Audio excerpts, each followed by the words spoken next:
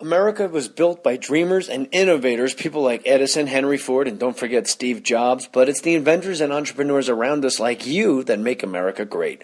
This month, LegalZoom is celebrating innovation by making it easier for you to, well, innovate. File a patent application to protect your invention, incorporate your business, or form an LLC and launch your dream. Get help with trademark and copyright applications and more. LegalZoom has helped customers file for 100,000 trademarks and helped tons of businesses get started right. Just call or visit LegalZoom.com, answer some straightforward questions, and they'll take care of you from start to finish. Celebrate innovation with LegalZoom, and for a limited time, get a special price on trademark, copyright, and patent applications when you enter MOHR, M-O-H-R, in the referral box at checkout. Protect your creations and launch your dreams at LegalZoom.com today. LegalZoom can provide self-help services at your specific direction, or they connect you to an independent attorney, but they are not a law firm. LegalZoom.com, enter MOHR. Squarespace, an all-in-one platform that makes it easy to create a professional website, blog portfolio, and online store. Squarespace includes hosting analytics, 24/7 support, and even includes a free domain name when you sign up for a year. Start with clean, beautiful templates, and then easily customize it to look exactly the way you want. Squarespace has a ton of drag and drop functionality. For example, if you want to add a picture, you add an image block and simply drag your image from your desktop to your site. Adding videos, text, audio, and other blocks of content is just as easy. Squarespace takes care of all the technical stuff so you can focus on making great content for your website. With responsive design, your website automatically scales to fit perfectly on every device. Every Squarespace template has its own customized mobile view. It's $8 a month for the standard plan, $16 for their unlimited plan, and $24 for the unlimited plan and the online store. For a free trial, go to squarespace.com/jmoore, and when you're ready to purchase, click J-A-Y-5 under pricing at checkout. Use the offer code J5 for 10% off. That's J-A-Y and the number 5, or go to fakemustache.com or podcast1.com and click on the Squarespace banner on the Mohr Stories page. Squarespace, everything you need to create an exceptional website. Put your name on it. Just put your name on it. That's all I say. Be a man or a woman. Put your name on it. Well, I'd like to hear about it, potheads. How the fuck you gonna know how to be great if you don't study greatness? Look at the game change. Donuts. If you want a battle, it's either that you will or you won't. You know, you're not a bad-looking man, Mr. Gals. But you are, Blanche. You are in that chair. There's something wrong with us. Something very, very wrong with us.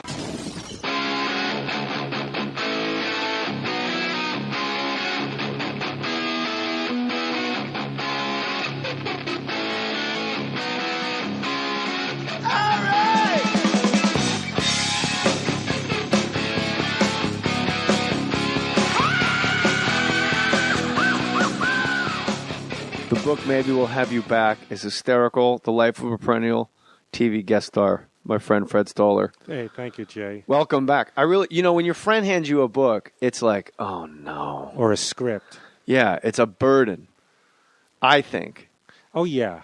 But you handed me the book, and when I mean, my wife too, like literally first page, you go, this is hysterical. Wow. It is. I mean, the fact, like behind the scenes about when you were a guest star on Murphy Brown, behind the scenes on Friends, the weird subculture of being an extra and trying to curry favor with other extras, and the weird dialogue that happens behind the scenes. Like, I heard they like this. I heard they like that. Oh, yeah, yeah. Like, you really break down the auditioning process really great.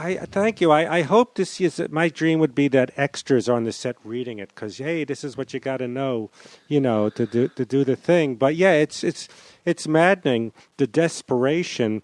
Like, I remember the first time I was on a show and they were saying the hope, like, I was in the cafeteria, and they always have to eat, right? So they'll bring me back. I'm the mailman. So anytime there's mail, you know what I mean? And any link to the show, I'm the cousin. We always need cousins. So go ahead. So little did I know I'd be that guy for the next 20 years. Hey, they need more bartender. They got a drink. I was this crazy bartender. I got a shot, please. They make jokes about him drinking too much. Obviously, to bring me back. Right. The first time you were a regular on a show was pretty much an all-black sitcom. Florida Evans. Right. What's your real name? Esther Roll. Esther Roll. Yeah. No. The joke was, Yeah, it was the only time I Oh, was no, a it wasn't regular. a black sitcom. You were on Amen. I'm getting confused. No, I did a guest spot on Amen, but I did Yeah. do one with Florida Evans. Yeah. Yeah, where the joke was a black guy came in and I had to scream and run because he came into the deli. And, of course, when big black guys come in, you hide under the counter.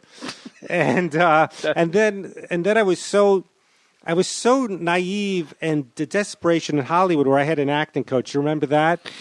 Yeah, I want to talk a lot about your acting she coach. said if you don't get coached, you're going to get written out. So she was coaching me on how to high five because that's all I had to do in an episode. The black guy's, "Yo, Shell." She goes, "All right, do the high five, but put the hand up higher." So yeah, So you actually spent hundreds of dollars on acting coaches But specifically in this one episode, you had to high five, and this lady kept going to her house in the San Fernando Valley to high five the right way. Oh yeah, well every episode she instilled fear in me that you'll get written out. She goes, if you don't get coached, you'll lose everything I taught you. So there was one episode where all I had to do was high five, and she said, do it again. All right, that's no, let's do the high five. So I had an out of body experience where I knew it wasn't right. I knew, but you just instilled with fear, like in anything. And What's a note she would give you about your improper high five? What did she say acting wise? We just did it over and over. I like the elbow straighter, and then just kind of and jump up, and I don't remember. And none of this is a joke. This really happened. Yes, I'm so pathetically.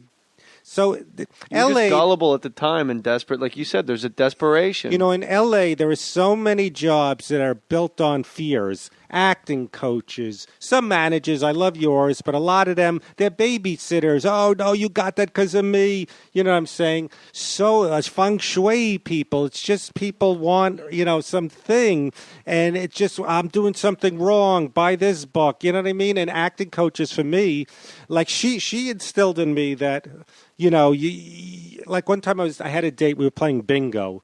And then I had like a last minute audition. I remember I'm old when you beeped in.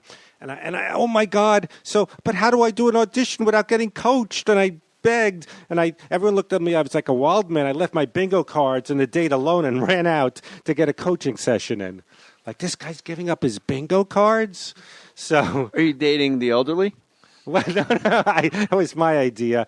And to play bingo. Fred, why can't everyone be like you on a podcast? You just sit down and you just bring it. Oh. So many people sit exactly where you're sitting, and it's like Really? a job interview. They just go, uh-huh. Oh, really? Like I saw you on Artie Lang's radio show. You and I have been texting back and forth for well over a month. Trying to get back on. And it's been my own...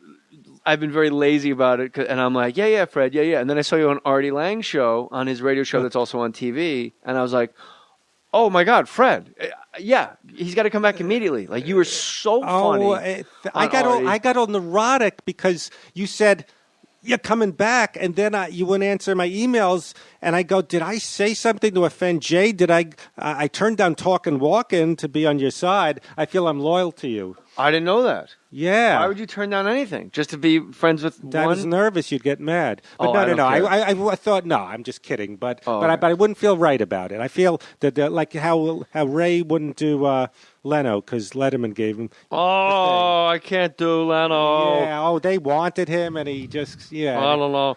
I will say this: you said the key word, desperation. It seems like when you're in the middle of the pie, all you do is eat and complain, and when you're outside of the pie, you just nibble and it's desperate. You're just like a starving rat nibbling on the outside. But the more you get fed, the more you complain.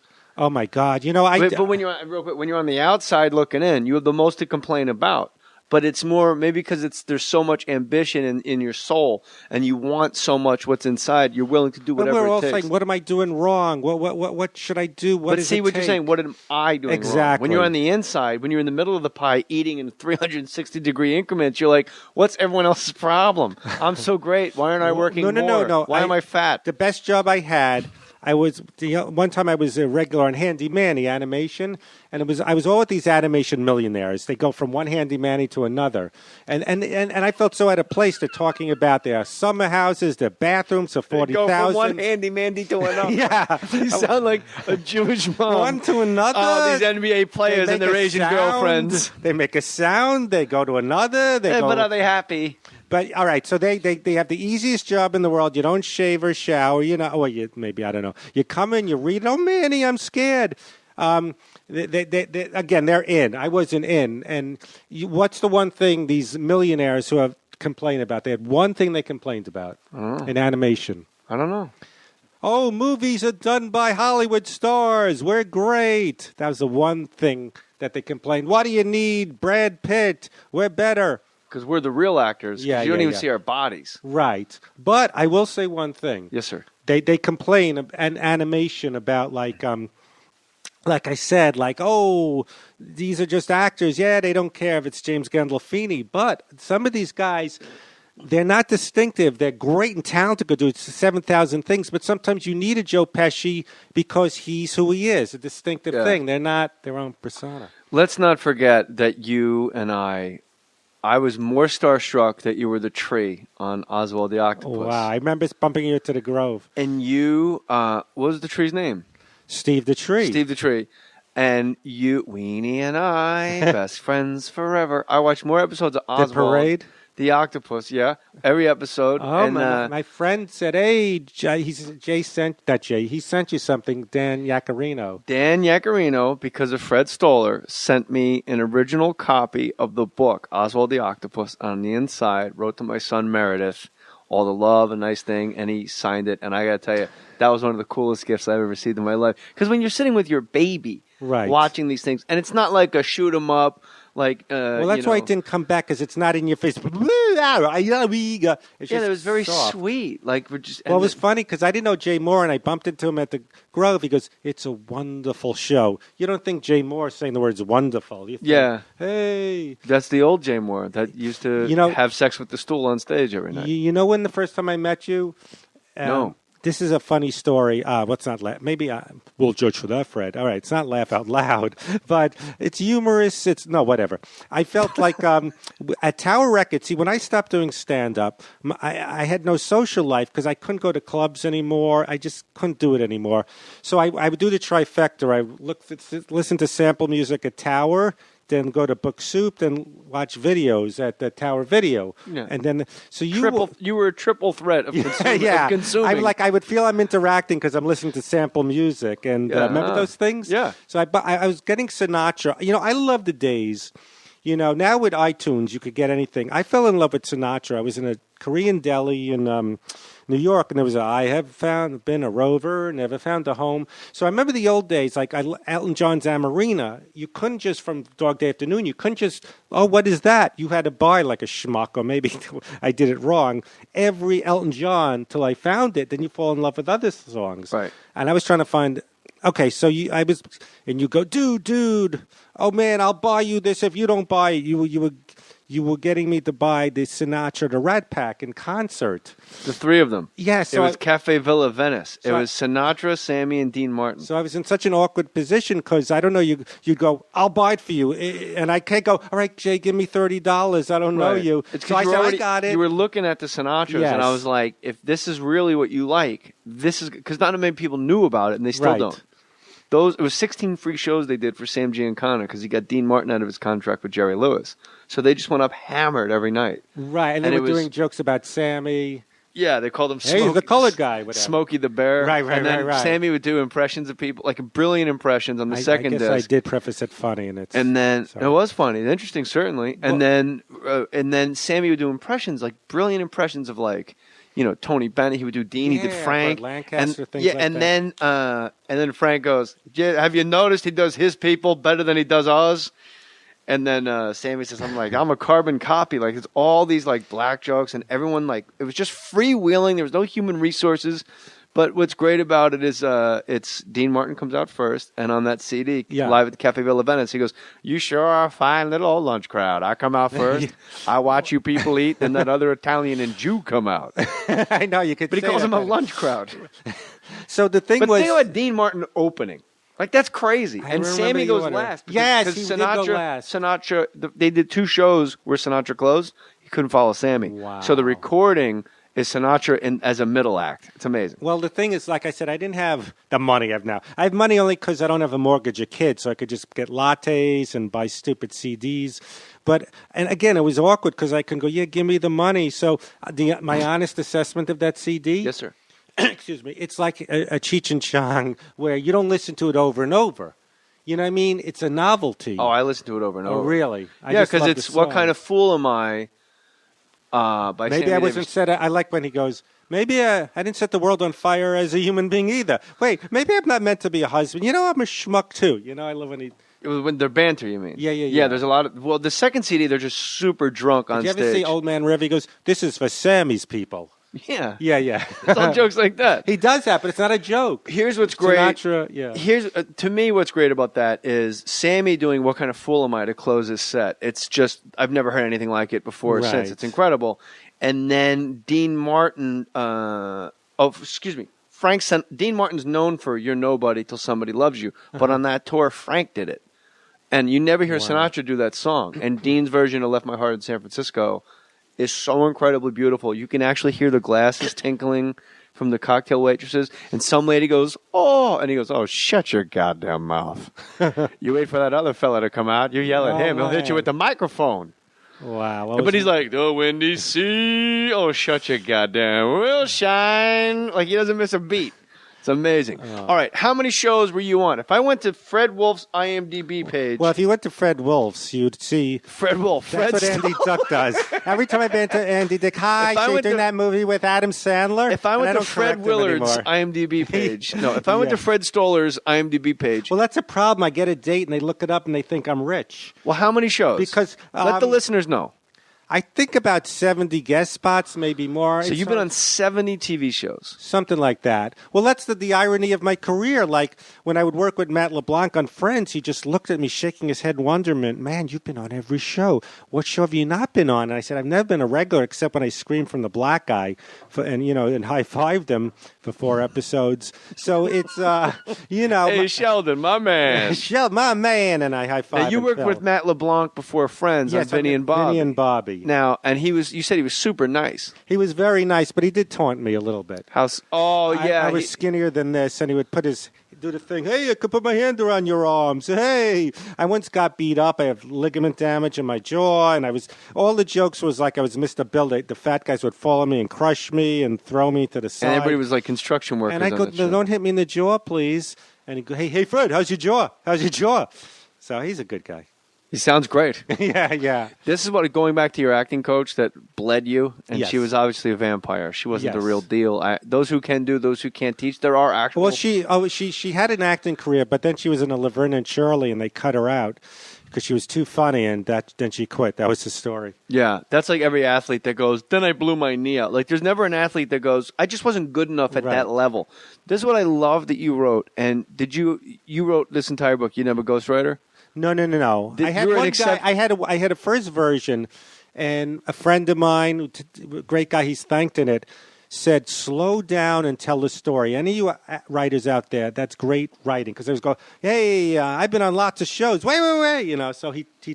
You're a great writer. Oh, thank you and so much. You really write well. Because there's a lot of details in these stories that a lot of people would either skip over or add too many. The thing is, I've had it for 10 years. I'll go over the chronology later, but it just sat in my computer like, literary agents, "Oh, we want like the Chelsea Handler, 11 blowjobs a week," or that kind of humor. So how many blowjobs a week are you giving?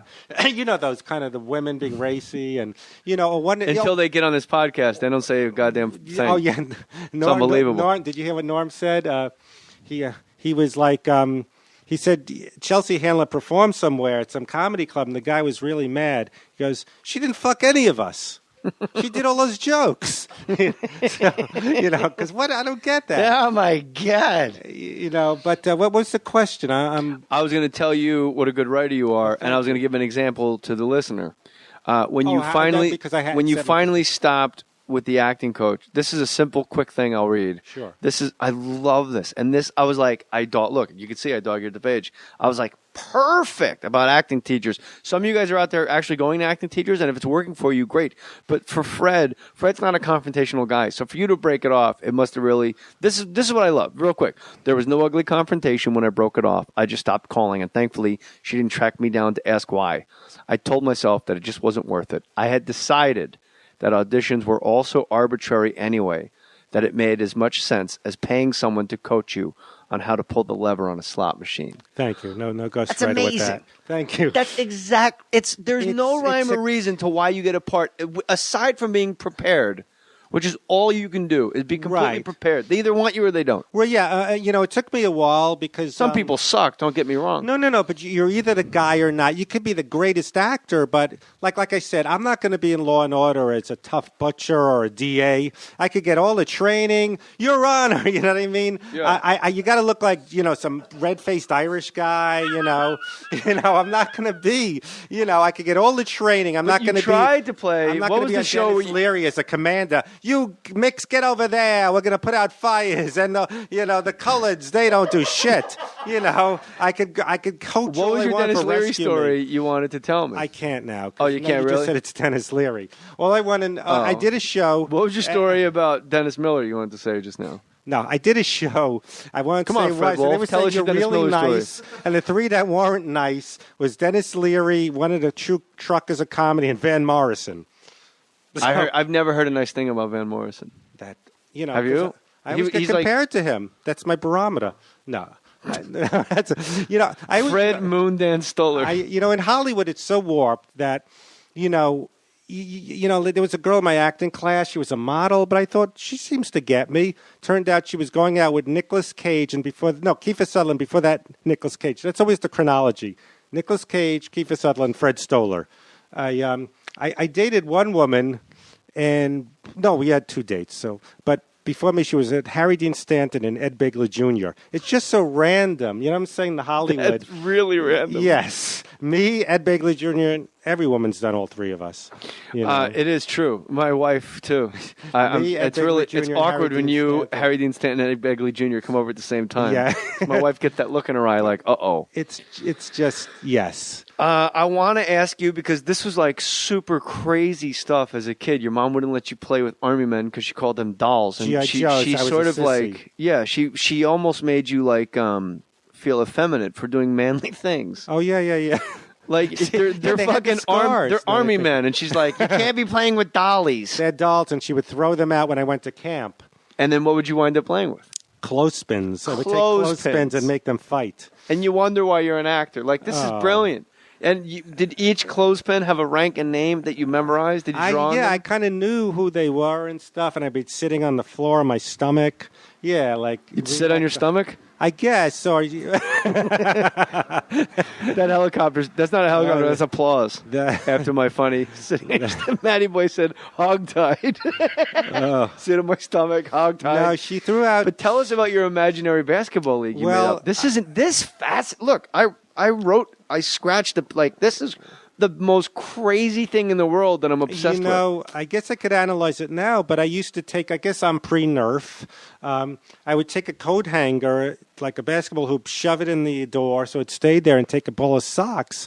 And I had an imaginary basketball league, but they were like Chamberlain or Willis Reed. They were like, I think I'm ahead of my time because they were autistic. So there was one... Autistic? I think so. Because you made up every single player, and you had an entire league of teams? Like one guy had just one arm, a black guy, and he would catch... What did I do? Oh, closer to the mic? Yeah. Okay. Further. I feel like I'm eating the mic, and he's across the room from it. Okay. The one story was one guy, I won't say who, he was smoking a cigarette, and they had a Papa Stopper, and he used that as an ashtray. Van Morrison. Can't believe that. Van Morrison. Oh, really? He goes, hey, and he's smoking. So, it's a wonderful night for a moon dance. I'm a dick to everyone that I meet. One guy had their names was DeVest, like Jerry West, D-V-E-S-T, and he was like muscular on the top and not. But you still remember what these guys look like? Yeah, How many teams in this league? I think there was just, I don't remember. I just remember a whole bunch of random players. Like one guy, there was a retarded black guy. I think I always liked misfits, and they had a place to shine. Imagine the imaginary autistic, or you can't say retarded, people and handicap played in my bedroom. There was one guy that he had like a face that didn't move, and And one guy swatted the ball like a volleyball. There's something wrong with it, but it always went in. And he would just swat it, And the other black guy with one arm would catch it. And Why did the one guy's face? That's the way he shot basketball. He threw it up and swatted it from all over. Did foul shots. And they all had names, and I don't know why. Why did the one guy's face not move? I think he goes, "There's one guy's face didn't move." A deformed face, maybe from a fire. What they got to do? But how? You're the best. I don't know why. But out of all the one guy who's like keeps swatting the basketball, I understand it. But what made you say I'm gonna have one guy? I know one guy on the team, one of the stars. His face doesn't move. Or I think it was a psychiatrist deformed. would go crazy.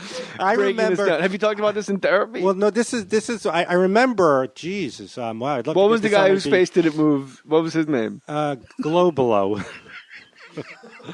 Oh, Erpie. Erpie was a retarded guy. ERPIE. Not Ernie. Erpie. And oh my God. Maybe What was the swatting guy's name?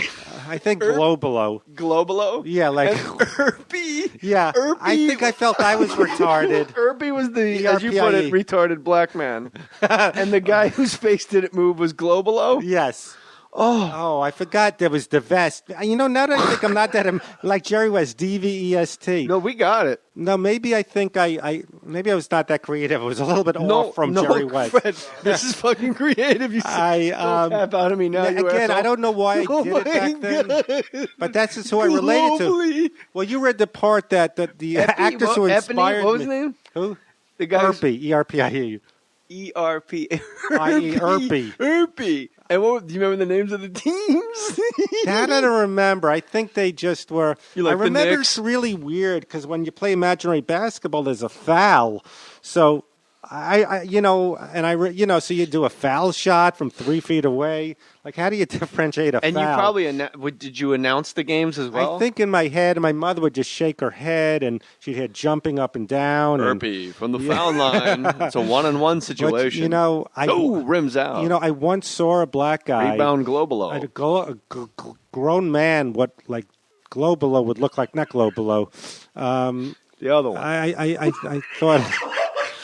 And, you read in my book that the actors who inspired me was the retarded deaf mute from The Last Picture Show. Yeah. I would walk around the house with a hat on backwards pretending I was sweeping. And then he got hit by a truck, and I would lie on the floor like I was. So you really did do that? Yeah, it's kind of psychotic. Maybe that's why the book's not competing with Jim Gaffigan's. Hey, I'm fat. In all fairness, you didn't know when your book came out, and I had to get a date out of you, and you're like, April, but then they pushed it, and the fact that they were nebulous. They weren't sure. It's not. I think it's April. Jeez Louise. We'll let him out in a minute. This is let me interrupt that story. This retarded thing's not too funny because I used to live on Stanley. You can't keep saying retarded. I know. Skyhorse Publishing. All right, So why it's an imprint. I tell you, the other celebrity they have is not Jesse Ventura. Oh, is he the one with conspiracies? Tell us about Norm stealing your jacket. Well, when I did Norm's show, this denim. When I saw Artie Lang, he goes, "Hey, that's a great." Well, I'm doing Norm. You know how you do Norm. Someone did Norm. It almost sounds like Bob Dylan. Hey, how you doing? Yeah. Yeah, and growing in the wind. Yeah. Yeah, Fred Stoller, I saw Norm. It was kind of sad. I saw him. No, I heard him on Mark Maron's podcast, WTF, and he goes, "Yeah, all these people do impressions of me, And I'm like, "Oh my God, I sound like a fucking retard." And I'm like, "That's not how I sound." And then now every time I do Norm Macdonald at the Melrose Improv, I'm like, "He's fucking here. Watch, he's here, and he's like super aware of the fact." Oh my God, Fred Stoller wrote a book, And I'm the antagonist, apparently. I stole his jacket, I'm like, "Hey, Fred. I really need those jackets." Hey, tell us about that jacket, Fred. When I did his show, I knew him a little bit, but then he heard that I was playing tennis. Hey, let's go play. So people don't know who Lori Joe is. I don't know how to explain what she is. His assistant. And she was the writer's assistant when I was on Saturday Night Live, so Lori Joe. We joined. She paid for some tennis club right by Warner Brothers. You worked there, I'm sure. Yeah. You did Jay and Mary? I think I hold serve, you know. Hey, how's Epi doing, man? But this is how pathetic I am.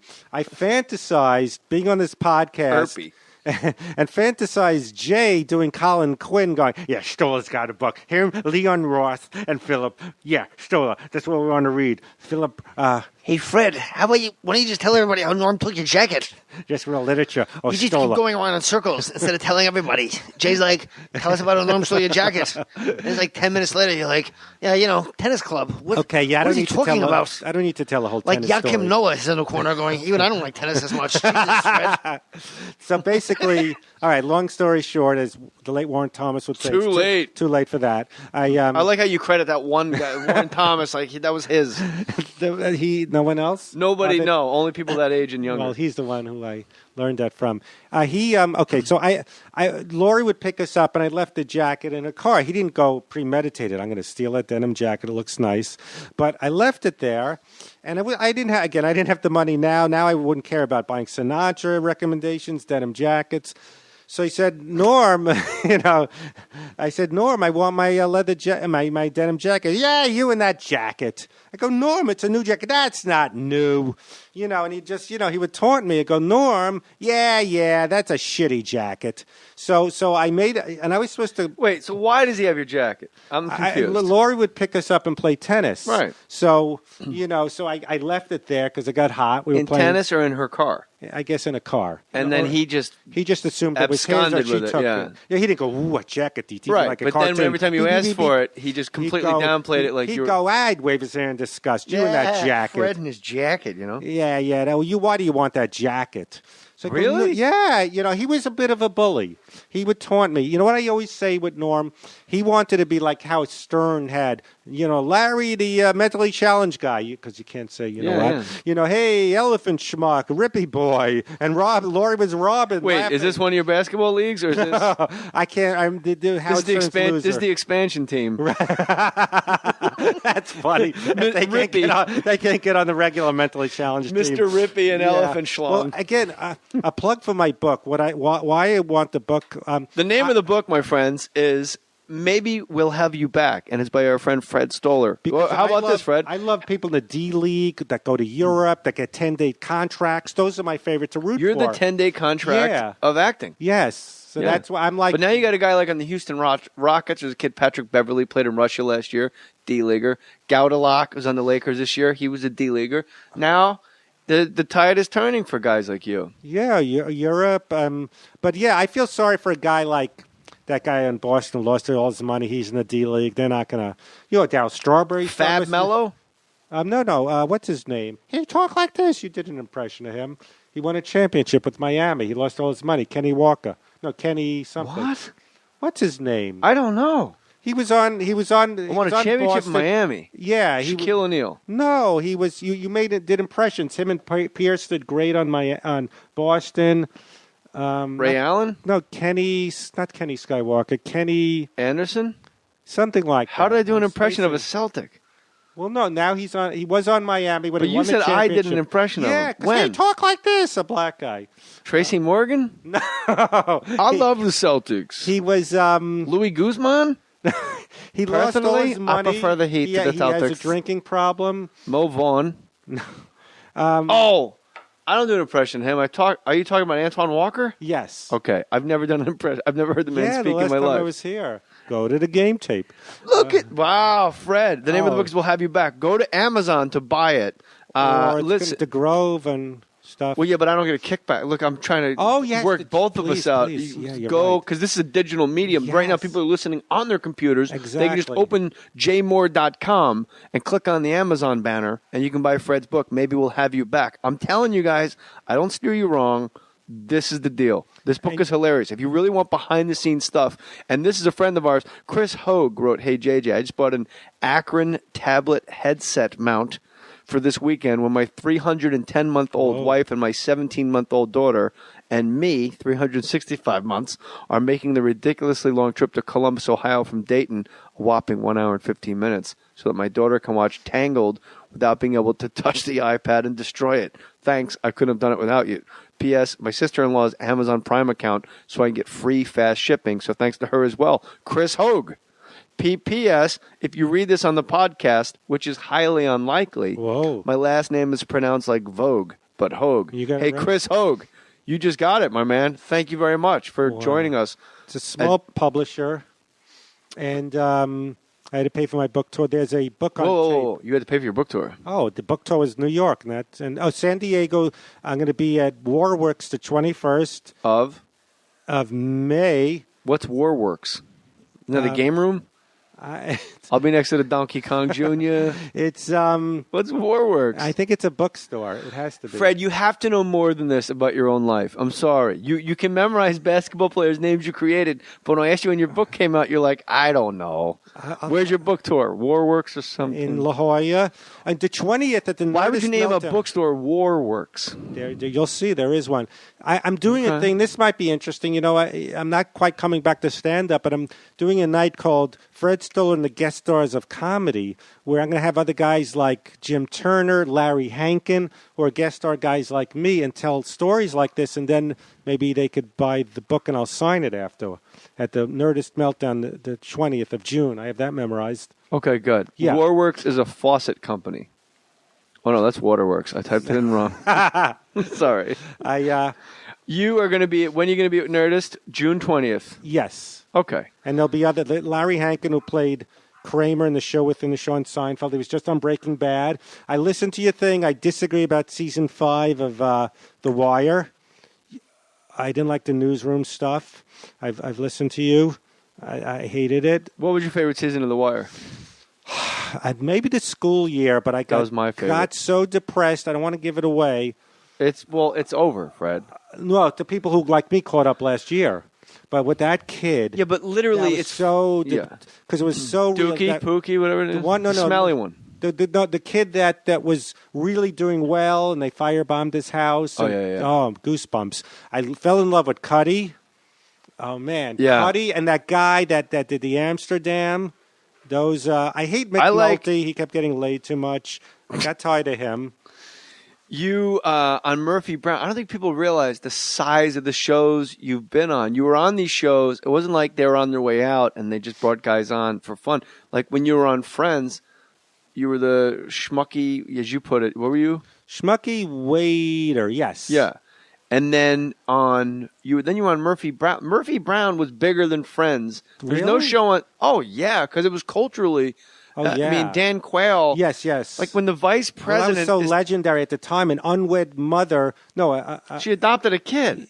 Oh, no, she had it. Oh, she had a baby at a wedlock. But at a wedlock, and it was and then so... the vice president goes, you shouldn't, like, I'm paraphrasing, but he's like, we can't have shows like this. This is crazy. That's pretty accurate. This is like Sodom and Gomorrah. You got Candace Bergen, who's deciding to, like, let guys fill her up, and then she's having babies at a wedlock. Every show is, the WB. My sister, we peed on each other. Or maybe not. Two gay guys and a kid. I was ahead of my time where I was a gay guy, an unlikely gay guy, on Suddenly Susan before the explosion of gay guys. I was there was a show... and they had a gay guy in the mailroom. Then they realized, wait, this takes place in San Francisco. There's no gay guys. They said, all right, you, Pete, you're a gay guy. And they had me as the boyfriend. And I remember... Whose boyfriend? Pete was a mailman in the thing. Oh, okay. And I remember Kathy Griffin was such a pain in the ass during rehearsals. She kept looking at me going, Fred, you're so homophobic. You're not holding Pete's hand. I go... Well, I'm an unlikely gay guy. Maybe even gay guys don't always hold hands. And I go, we were slow dancing. And she kept, like, implementing me. Is that the word? Something. It'll work. Yes. But even Brooke says you're homophobic. And I went, well, what isn't... Now, had you met Kathy Griffin prior to this? Oh, yeah, we had a one-night stand. That was in all the things. What do you mean all the things? What? Hey, this guy, World Star Hip Hop. Oh, he doesn't keep out. Oh, sorry, Stoller. I don't Fred read. Stoller. I don't read Fred Stoller's. Guy doesn't know his publisher's name. All of a sudden, it's like, yeah, I had sex with the fag hag Ginger. You know? You had sex with Kathy Griffin. They leaked something. Hold on. Yes. Who's they? You're pointing to my table. You're like, the people that live in the table that have half an arm that swat basketballs from the free throw line. I wonder why I didn't make it big when I emulated retarded people lying. No. I want to just say I feel all right. I won't say the word anymore. You got to tell us about having sex with Kathy Griffin. We're going to be back in 60 seconds. Okay. There is nothing instant about getting postage from the post office. Driving there, parking, it's a waste of time. So use Stamps.com instead. Instantly get postage for any letter or package right from your desk. Stamps.com is so quick and easy to use. Buy and print official U.S. postage using your own computer, your own printer. Stamps.com will send you a digital scale that automatically calculates the exact postage you need. They'll even help you decide the best class of mail based on your needs. No guesswork. It's convenient.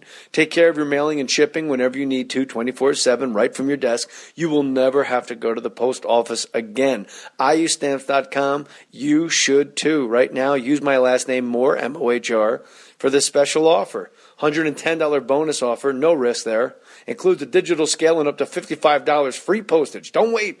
Go to Stamps.com. Before you do anything else, click on the microphone at the top of the homepage. Type in my last name, Mohr. Stamps.com. Enter Mohr. All right, tell me, when did you have sex with Kathy Griffin? How does this happen? 1992. I didn't know who she was. I remember. That's back when she was a brunette, had crooked teeth. She was a totally different lady. No, well, she always had curly red hair. All right, but she wasn't like the porcelain doll we see now. No. I had seen her. Remember, I get the two Julie Browns mixed up. The redheaded Downtown, one. one's black. Right, the white one. She had a thing. What, you get their names mixed up? Well, if I saw the two, I don't know if it was Julie Brown or Julie. Or I'm going to say Downtown is the black. Well, one. I don't know their names. Who's Downtown and who's Zip Mall or one's Judy Brown, one's Downtown Judy Brown. Okay, so yeah. All right, the redheaded one. The redheaded one did a Madonna parody on Comedy Central. I remember one of the Truth or Dare dances where there's a cute redhead. This is as deep as I get. It's not in the book, but I think what makes us attracted to people is something in our childhood, and we always want that, or if the girl will sleep with us. It's a joke. That's not bad for coming up with it. Fred, let me tell you something. I've had people come in here and lay turds for an hour where I got to pull it out of them. Yeah. You, my friend, hit for power and average. Don't pull the plug. Hey, I'm telling you, don't pull the plug on yourself ever again in my presence. You're too goddamn funny. Oh, thank you. So basically, just sin bravely. I like fiery redheads with curly hair. And I'm going to diverge once. What was in your childhood that made you think of fiery redheads? Two things. Annie? My mother, Annie molested me. No, my mother, who's not fiery redhead or nurturing or anything, she had people that were her big mother figure. She'd ask my older sister, where should we eat? My older sister had to make decisions. My mother, there was a woman, Eva, with curly, blondish red hair, was artist and fiery and passionate, and would tell my mother, Pearl, it's okay. So she was nurturing, and then I just realized Gilda, the Good Witch of the Oz, in Wizard of Oz, the Good Witch, played by Billy Burke. Yeah, is a redhead, so must have come from there. I had a crush on Vicki Lewis, and I got slammed down. Tell us about when you fucked Kathy Griffin. Okay. Who gives a shit about this? Vicki Lewis, and so then I'm at some party, and you know those parties up in the Hollywood Hills where how'd you fuck Kathy Griffin? Okay, all right, let's cut to the chase. Yeah, all right. As Buddy Hackett would say, cut to the manhole. Okay, we had a date. Explain that on the other end of the story. I showed up at her apartment. We're trying to decide what to do. Should we eat, see a movie? Then she said, "I'm wet." And so then that gave me confidence to kiss her and bring her down, Now, what did Christopher, bring it down. What did your acting coach say when you went in for the kiss? How many times did you go over it with the acting coach? I have to say... Did you high-five her vagina with your dick? After the thing, I did a shameful thing with my acting coach because of Stevie Ray Fromstein. But I'll do Kathy Griffin's story first. So basically... Attaboy. Okay, so we're... she's wet, and I like... So yeah, and so we're doing things, and did she go down on you? Yeah, and I think vice versa. You think? Yeah, yeah, absolutely. Now, just this is like stuff Howard Stern would ask, and he's the king of all media. Was she great at it? Yeah, because she was very nice, even though she was mean to me at first. She was nice with the finish at the end, but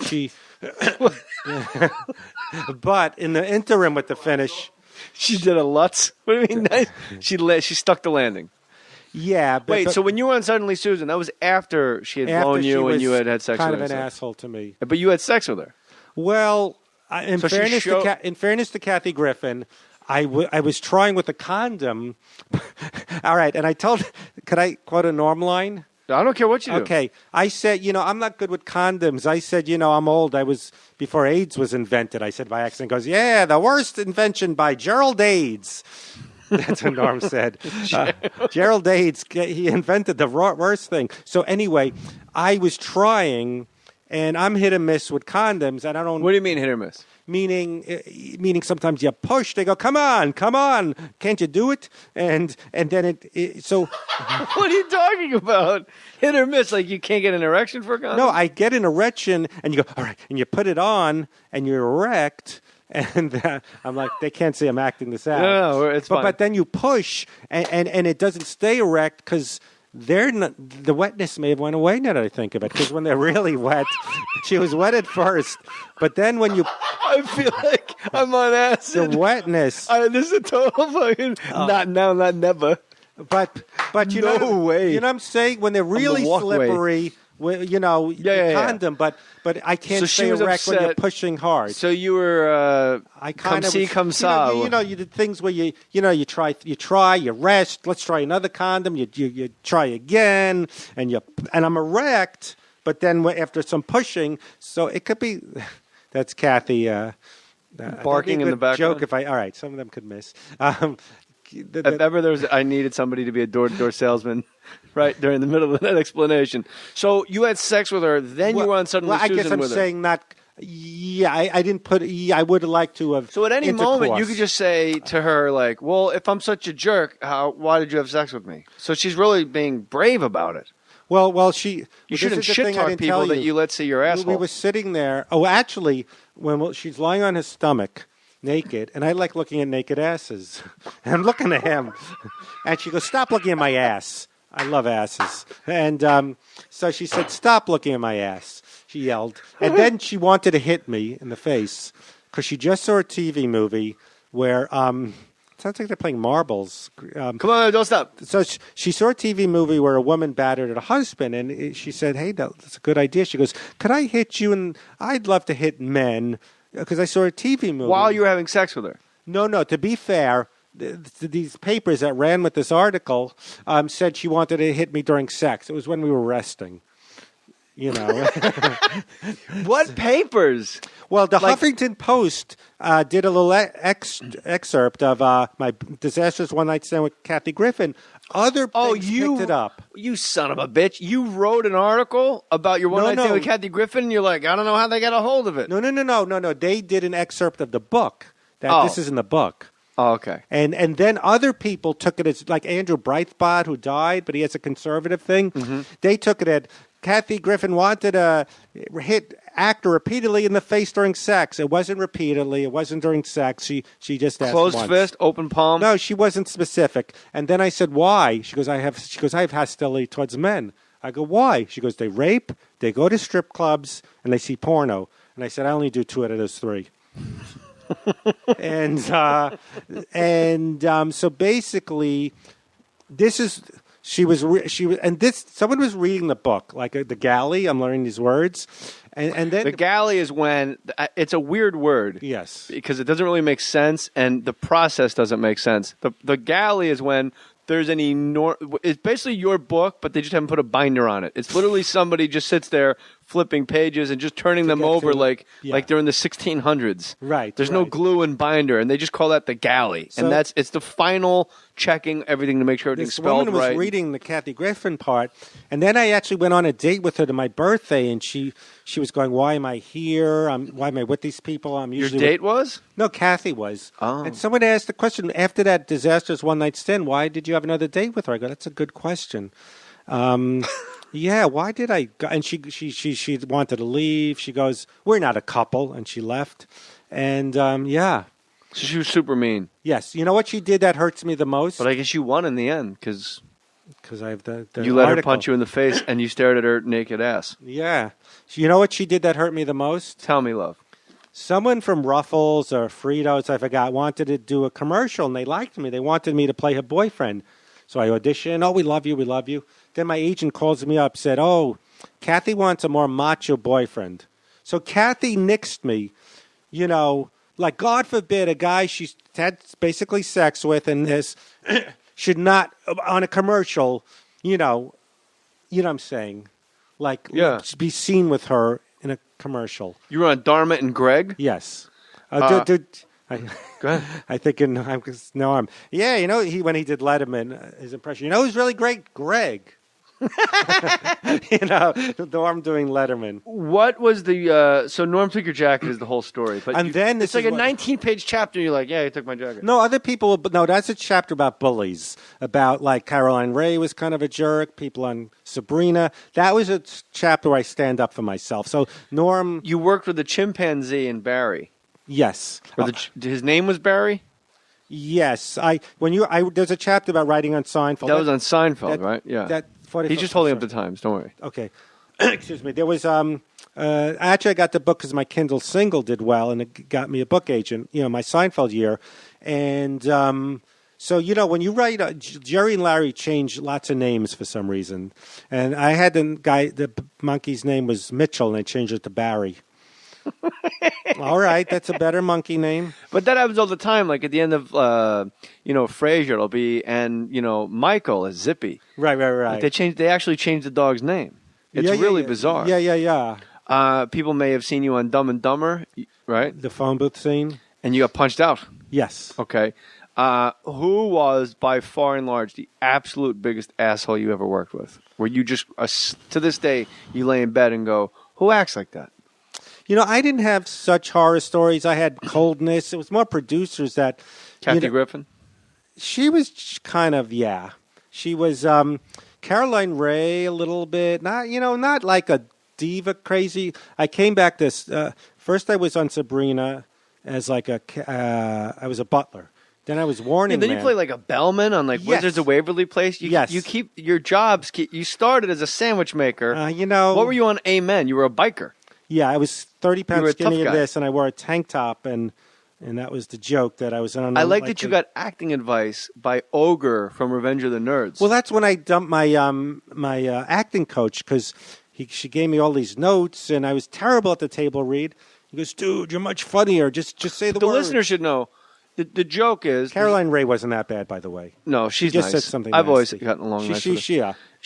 You nice. were on Amen, and you were hanging out with muscle-bound bikers, and you're the super skinny, beanpole skinny guy in the I biker did my gang. Thrill Seeker jokes. And you're like, yeah, I ate an apple at the deli. I didn't even brush it off first. I didn't even care. But then your acting coach told you should be acting macho. She's like coaching me to be more... She goes, these are jokes. I'm such an idiot. I'm getting my own act. I'm getting coached. These are menacing. I should have said, wait a minute. This is my stand-up act. You're a badass. You're a biker. And I should have said, excuse me, I get the joke. I wrote it. I'm an unlikely muscle man.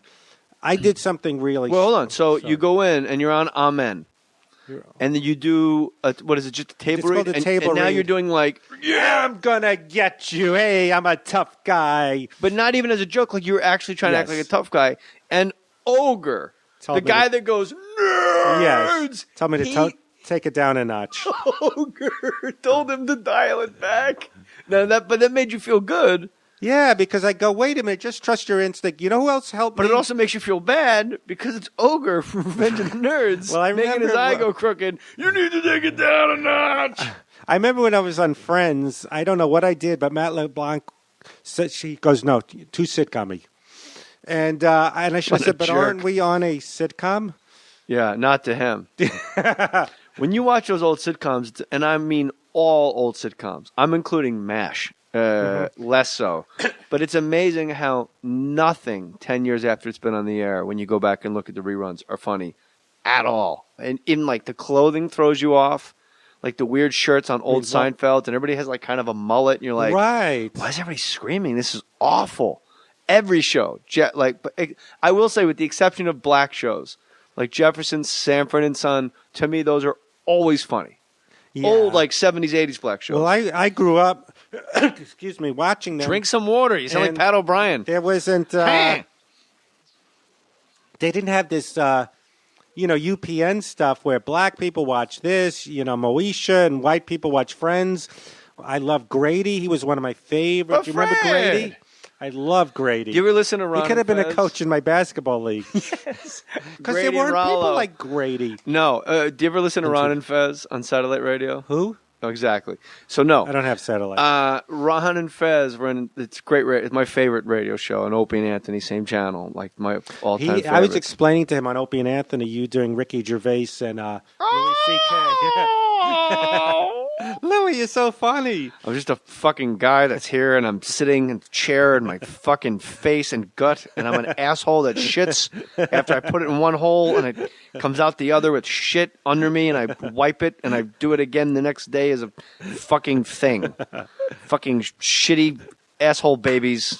Fucking, I want to be. I can't. It's too loud. I'll wake up the baby if I start doing Ricky Gervais. So Ron and Fez, they were talking about Grady. They said everything to Grady on Sanford and Son was like he was on vacation. Like literally, like, well, you know what? I'm gonna watch me a little television. And he would literally sit down on the couch and go, or there'd be like a sandwich on a plate, and he'd go, ooh. I mean, I'm just gonna have this ham sandwich, Fred. I'm not bitter, but I grew up on shows like Barney Miller, Luke Grant, Mary Tyler Moore, Bob Newhart, where you'd have cast of not great-looking middle-aged people. But then it became, you can't do that. No. Now a not good-looking guy is like Tom Cavanaugh, where he's not as good-looking, but he's still a stud. You know what I mean? But I love those. How weird is it when you're working on like Wizards of Waverly Place with like these children that are more famous than the people that were on Friends are? Are they crazy people? These like I have Nickelodeon to say they were kids? really the craziest was the parents. Yeah, and sorry, I had water. The craziest. The water didn't help. I used to do a voiceover job. Fred, eat an apple. When you were your voice was crackly, but the actually Dom DeLuise's son and the Peter. Not Peter. What did I say? John DeLuise, David DeLuise. David DeLuise is the Anglo father of an entirely Mexican family. It doesn't make any sense to me. It's David DeLuise, who looks like me, and then Selena Gomez and 4 other Mexican kids and a Mexican wife. He's just walking around with his cell phone trying to get the next deal, and neurotic, smoking a cigarette. And they had the, what's it called? Not the Fresh Air Fund. The kids dying to Make-A-Wish, and it's sad. And one person had every So the Make-A-Wish Foundation is at Wizards of Waverly Place. Yeah, these kids love Selena, and I never was on a show that had it till Latin Fran Drescher, and you see kids dying, their wishes to see these people, and you're blown away. Then you have to rehearse it, and it just tears you. Were you ever on a set where they had the Make-A-Wish? No kids dying wishes to see me. My kids dying wishes. Can this show get canceled? Gary, was it in season 1? He was they were in the wrong studio. Yeah. Oh my God, this guy. My wife, when she was doing Unhappily Ever After, they dimmed the lights for to bring the cast out. And this is like when you say it great in the book, maybe we'll have you back. The people don't understand. They actually bus people in from Venice Beach, tourists and convicts, because you get paid per audience member. They throw Hershey bars at them. But you go, hey, do you want to go see the taping of a sitcom? You just think half hour, that's good, I'm in. And what you don't realize, it's 5 hours long, and it's brutal, and it sucks, and it takes forever real quick. So my wife comes out, and it's Unhappily Ever After, and literally Jeff Pearson goes to speak, and somebody goes, when the lights come up and they realize what it is, they go, oh, I hate this show. Like clear as a bell, and the whole audience laughs. Oh my God. I would do some guest spots, and they're like 4 hours, and sometimes you're in the first scene, and then they go, Fred, we're signing you out. You could wait for the curtain call. You don't get any overtime. And you're always scared that, I want to be in with them and back, and you think they're going to remember favors. So you're doing the curtain call 5 hours later, and they forgot who you were. Yeah. Here is Jeffrey, the guy in the beginning who brought a package in. Fred Stoller. Who? the 7 And you people literally left. went, I have your package. Yeah. I just need a signature. Yeah. I just need it. You say, I just need a signature 4 times, and you Yeah. leave. Because if it's 5 times or 6, they have to pay you more money. Right. You get into all this. This is a great book for behind the scenes and people that really want to know a guy that has worked in show business. Not be in show business, but has worked in show business and has had sex with Kathy Griffin. So if any of you out there ever tweet Kathy Griffin, just make sure you tweet her, how's Fred Stoller? She actually mentioned this on the talk, and she was nice. She goes, I had a lot of sex with a lot of people in the 90s. Fred Stoller's funny. I don't remember hitting him in the face. I didn't know that this was like an article that people talked about. Well, I guess it was big in my world when you're Google News. What's it called? Google Alert. Google Alert. I got to stop that. Why? Because sometimes you'll read, hey, my review of this guy's a pussy. What was I didn't know you wrote a short film. Oh, I should bring it. Fred and Vinny. No, it's a real film. And it was a full length. Yeah. I didn't know anything about this. And when I was looking through the book, there was a chapter about it. Fred I and see. Vinny. Yeah. I That's brought the you name a copy. Oddly, that's the name of the chapter. Yes. And what is this movie? Where do people go if they're listening to Netflix streaming, or it's even in some video stores or Amazon. But if Netflix streaming, it's free if you pay for it. You're just streaming. But it's a true story. I describe him as the adoring parent I never had, because he was agoraphobic and he lived vicariously through me. If I went to a video store, he thought it was amazing, or a post office, oh my God, get out! And then he came to stay with me, and it was a little sad and funny. And you didn't really explain his story at all. Yes, I did. He was the adoring parent I Who's never had. Vinny, Fred and Vinny. It's a guy you knew from the neighborhood? No, he's from Philly. But I'm not from. He actually tried stand-up, and he couldn't take it. So you were a grown-up when you met him? Yes. Okay. And he was a phone friend for years, and I'd call him anytime, day and night. I was at the bakery. Get out! Oh, my God, was it crowded? Anything I did was an adventure. It's a film. To him or to you? Well, to him, and he lived vicariously through my adventures. And it's called? Fred and Vinny. Fred, I don't think you did a very good job explaining this movie. What? And I want to go back, and I want you to explain it again. Okay. Because everyone knows I know Vinny. what it is, and I want you to explain it better. Because Okay. you glossed over it super fast. Okay. Because, the guy that directed Bob and Carol and Ted and Alice, Paul Mazursky, Liked it. that's high praise. When Oh, he says yeah, it's a yeah. heartfelt gem of a movie. Yeah. Like, you got good praise for this Oh, we thing. were in the Austin Film Festival. I was just going to say Austin Film We won Festival. something there. This is a really cool thing. Oh, no. So you just kind of, I want the listeners Sure. to know what it's about, because I Sure. thought your description of it was sort of haphazard. Okay. How do I describe it better? Okay, it's a character piece, and I'm me, and he comes. I can't. It's like a love story, but it's not. Meaning a friendship where I can't wait for him to come to L.A. He's going to come to L.A. and try to be an extra, and he said he's going to rotate with other people. Well, right there, I think you nailed it. You got a friend that Yeah. you're saving a spot for in L.A. He's coming to L.A. To be an extra. That's his dream. You Yes. guys dream low. Yes. Again, look at me, It's brilliant. the mentally challenged guy lying on his face, and his clothespins his Well, no, army he had man? he had a very specific dream where he'd get on a set as an extra, charm Bruce Willis, and then fuck him. Bruce Willis would put him in movies. Fred Stoller dishes on sex with Kathy Griffin, Radar Online. Fred Stoller, my disastrous one-night stand with Kathy Griffin, Huffington Post. Fred Stoller excerpt about reveals bizarre details of one-night stand. You know what I realized all these have in common, Fred? They all Kathy came out Griffin. either April 18th, April 25th, when your book came out, and they were all written by you creep. No, I didn't It's not like- cut and paste them. It says right here, Fred No. Stoller dishes. That means you said it. But I didn't call up different Oh, places. Google alert. What I told them to write, they wrote. No, other This is people nuts. saw the Huffington thing and ran with it. I'll tell you, I have the worst publicist. One wanted it when they read the Norm chapter. Yeah. He said, I got to think bullies are big. And he wanted me to go on a tour with other bully victims. And Norm was your bully? Yeah, so Yeah, I'm coming going on to put you in a Ricky- headlock, you know. Punch you in the face. Hey, Norm, when do you get off Fred Stoller? He's a good man. How about when I typed in Fred Stoller on Google search, what came up was Fred Stoller net worth. it is? You want to take a guess what it is? They don't know. I know they don't because I've looked up my own. Well, was it right or wrong? No, it's way off. What's my net worth? Fred. Well, that's not a picture of you. Were you born in 1958? Mm-hmm. Okay. Fred Stoller. Celebrity net worth. Fred Stoller. They don't know. That's what it says right here. But they don't know my net worth. Tell us a story about another woman you had sex with. Famous or... I slept with the woman from... Oh, he's saying no? Oh, the woman who was in the Hot for Teacher video, but maybe she lied. What? Yeah. Little girl from Cherry Lawn, how could you be so bold? I did not know that golden rule. The bikini lady? Well, this is the thing. Or the substitute teacher in the background? Well, it might have been one of the background runs. She was bragging. She goes, Wayne and Garth did their countdown of the hottest ladies, and I was on it. But then I slowed it down. That's not, the other one. So I think she was one What's of the this other game show you teachers. did where Sarah Silverman came on board? Game show? The Gate Show. Sorry.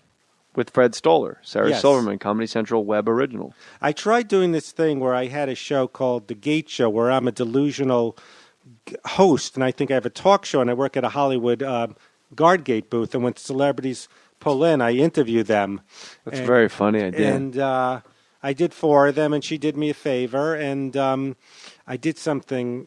God, she's so nice, but I'm so intimidated by her. Why? I don't know. She is so nice, by the way. She is so nice. I will say that emphatically. She saved my life. She got me to the right doctor when I was having a panic attack. Wow. Very well documented on this program. She did me a favor. I kind of got her mad a little bit. I did something ignorant. What? Well, I just kept saying retarded over and over again. No, I wrote a script, and she got annoyed that I waited to the last minute to send it to her, saying, you were just trying to get me on the set, and you were hiding. All right. The joke was I tried to get her to do a sex tape with me to get internet buzz. On the Gate show? Yes. That was the Which gate did you use? What lot let you use their gate? There was the one... At the Palazzo?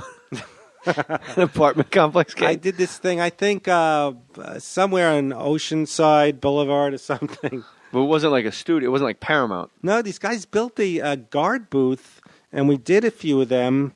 Yeah, that's like thousands of dollars. And then I stored it, but then I never did more episodes. Why not? This is a great, especially now. I you got the book. You slept with Kathy Griffin. Strike Yeah. while the iron is red hot. I know. I got who do you pitch to? Barry Katz. Okay. I'm gonna Fred's talk got to this him. thing. It's a Gate show, man. You come in from out of town, I think I can get you on the Gate show. It's on the internet. Saget came, right? And he's a great guy, but very neurotic. Do you know that? Yes. And so he was like really nervous, saying, I don't want to use my car when I drive through. I don't want anyone knowing what my car is. It wasn't anything distinctive like the Schnecky mobile that bounces up and down. It says Bob. I mean, Schnecky. I don't know. I can't think of examples so good on the. Don't worry about it. I just want to know more names of your basketball players.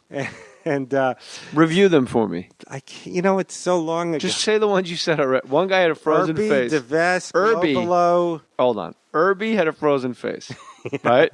Yeah. He was deformed. Globalo, one arm. Globalo had one arm, and he just kept whacking the ball like crazy. What was the mentally challenged black guy? Seveick. Seveick. That was someone else. I forgot. DeVest.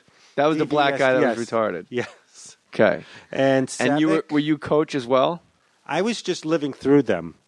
I would go, hands it to Globalo, shoots, catches it. I think Connie Hawkins did that, where he caught it. He caught the ball with just like a sock, maybe. Connie Hawkins made his way into your league. Yeah, but is that a promotion I or a stole demotion? from him. Well, I stole from him. But did he play in your league, Connie Hawkins? No, he was a real player. I know that, but in your imagination, was he like a free agent signing? No, these are guys that couldn't play anywhere but you created an entire world of people that were stranger than you. Yeah, it's like Field of Dreams. You could lord over them. That would be I always had the idea for a movie like Field of Dreams where they all come back and, I'm getting goosebumps. I'd love to see these guys again. No, you're basketball guys? Yeah. I think we all want to see these guys again, at least in animated form. Yeah. We might, you know what? I love Fat Albert. That's the animation we have to do. By Fat Albert because they were sort of like mentally challenged. These guys, and the guy with a thing on his face. Yeah, Dumb Fat Donald. Albert. Dumb Donald. Yes. Yeah, Mushmouth, Dumb Donald, all those guys. Yes. Now you'd have slick guys. Let's do the jiggy, and charm everyone. Who did I want to? I want to finish some story. It was Dennis Leary. No. Norm Macdonald, Kathy Griffin, Norm Stole Your Coat. You were on Friends. You were on Dharma and Greg. I had this one publicist. I was supposed to go to Philly, but it turned out there wasn't a book signing, and she thought it'd be funny for me to run up the steps where Rocky did and film it. Go, what does that have to do with my book? Oh, it's funny. That's what everybody does in Philadelphia. Yeah. That was also on Ron and Fez. Name a did I finish Ron and Fez thing that I was going to say even? Who knows? When I was just in New York, this woman, she's kind of manic. She wants to try to have fun. She wanted to fun. She found the steps where Louis runs up in the beginning, and she goes, come on, it's fun. Run up. 4th Street subway, yeah. Yeah, and she'd run back down like it's a ride and do it again. I go, I'm not going to do it. You were on Jim Brewer's show. He's a great guy. I've noticed, this is what I've come to realize. In my life, I'm 42 years old, there's not a comedian alive, that includes Carlin, Pryor, Robin Harris, Cosby, anybody, that has made me laugh harder, more uncontrollably, longer, and in different ways than Jim Brewer. Jim Brewer has made me laugh like a fucking mental patient more than anybody alive. And he's sweet. He's so sweet. But when he's just telling stories about going to a Metallica concert, gone. Like he hits something in me. Well, you heard he had a great Norm story about taunting Chris, what's his name? I forgot his name. Man, I'm old. Where you can't think of names. The guy, you have rage, because you're gay. Chris Titus? No, on Saturday Night Live. I don't. Chris Kattan? Yeah. Okay. And he's listened to his great story of doing Norm taunting Chris Kattan. Right. So your story is about another guy that has a story about a guy who had a story. That's what you're going out on. That's your closer here. I know. I've been quoting. Hey, Jim told a story about Norm who had a story about Chris Kattan. You should ask him about it. That's your fucking big. That's your story. Wow. Yeah, I don't have big endings, but yeah. He again. You know what I get mad when the people are great. Instead of going, Rob Bartlett's a great guy. Wonderful man. Wonderful. One of the nicest guys. One of the hardest working. Rob Bartlett is in like the choir in a Broadway show. He got me on Imus without asking. And then he does Don Imus. Then he tried to get me on Opie and Anthony without me asking. Artie Lang, what a sweet guy. Artie, a legendary episode of this podcast was in my hotel room in New York with Artie. Oh, I listened They brought up pots of coffee, and you could tell who the two addicts in the room were. My wife's just sitting there relaxing and smoking. Artie and I are having like a coffee contest. It wasn't until like 6 cups in where we realized, why don't we just slow it down and actually just relax? Yeah. Oh, he had a great Norm story. When he's, He had a great story. He was opening for Norm in San Francisco, and Norm goes, hey, we're in San Francisco, so don't do any of that fag shit, And he's like, what? And he goes, San Francisco. There's a lot of gay guys here. They live here in San Francisco. So just when you go up there, don't do any of that fag shit. And Artie's like, all right, like didn't plan on it. And then Artie does 20 minutes. Norm goes up and goes, hey, what's with this AIDS? They say it's like the worst disease in the world, But I saw on the news today, AIDS does not discriminate. And that's nice. Oh, no. So I don't know why it's so bad. Hey, don't do any of that fag shit. So maybe if Norm was on the set of Suddenly Susan, he could be like, you're a homophobe. You're not holding Maddie's hand. You're just on the wrong shows with the wrong people. He would taunt me, go, yeah, look at Stoller. I can't believe you were bullied by Norm Macdonald. Why don't you believe that? Because Norm is just like the unicorn. Like nobody really has conversations with Norm, let alone. He would kind of, he would. I'm going to kick your ass, Fred. No, not threaten to beat me up. Me and up. Billy Joe Shaver. not threaten to beat me up, but just kind of like. Teasing you a lot. I know you're at the end, but him and Cato were friends, and they would just be Him assholes. and who? Cato Kalin, the biggest piece of shit. So Cato You didn't watch the Kalin? whole Artie thing. We talked about it. No, yeah. I didn't. I fell asleep. It was on late. That's not because you were boring. I mean, him and Norm were best friends. He was Norm's lifeline. Hey, Cato Kalin. They were friends. So and they would Cato play tennis. Kalin would heckle you too? Well, we one time me, Cato, and Norm played tennis, and I got a flat tire, and they were driving, laughing at me because I was on the side of the road. And Cato would kiss up to Norm. But they didn't stop to help you with your No, flat tire. they stuck their heads out the window and were laughing as they drove by. What jerks. Yeah. You should go on Norm's podcast. Well, I did. Oh, you did already? Yeah. Oh. And well, you don't need my help at all, do you? No. Yeah, and was it fun? Did you bring up the fact that he bullied you? Or were you afraid because he was a bully? I was a little afraid that I'd get busted, and about the book. But he goes, I don't care. Norm didn't care. Yeah, I go, I said, Norm, I have to be honest. You're in the book, and I said something. He goes, I don't care. I went, okay. These early pictures of you, you really look like you could have been in the Ramones. Right, I know you right. fancy yourself like the nebbish guy, or the parts you play at least, and your stand-up man. act certainly lends itself to that. But I will say this, you absolutely... I was so skinny. Tell me that couldn't be Joey Ramone. But now, not Joey. Joey looks like a special guy. Again, Tell me you couldn't be a Ramone. But that looks like a Ramone in Queens right there. You could be skinny and be the brooding animator, the cool Let's goth. make sure that photo makes it to the Tumblr page. You could at, be the cool at goth guy. JMohr37. When I remember, I asked out the ugliest girl. She had Brillo hair, pockmark. I'll say her name. I don't care. Cindy Ness. And she said, maybe, screw her. She said, maybe if you gain 15 pounds, you're too skinny.